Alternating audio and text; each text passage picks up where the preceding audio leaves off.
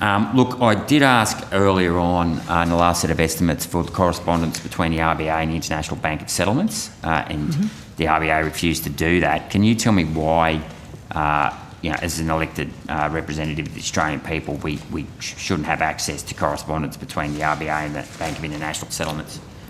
So there was a couple of points. I think the first one is that the requested amount of information is voluminous. Sure. Because a lot of it is very transactional. It's just meetings, setting up meetings, these sorts of incidental things. So it's quite voluminous, it would take a lot of work for us to do.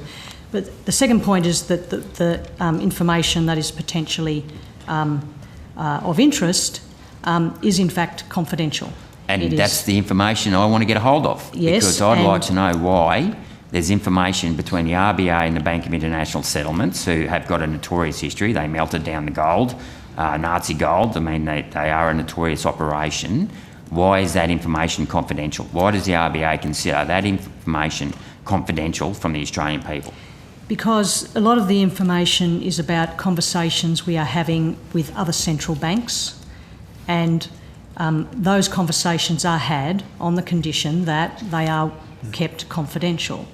And if we were to release that sort of information, I would say one response would be that we would not be allowed to be included in conversations which include confidential information with other central banks. And that's my concern, because central banks aren't being held to proper standards of transparency and accountability.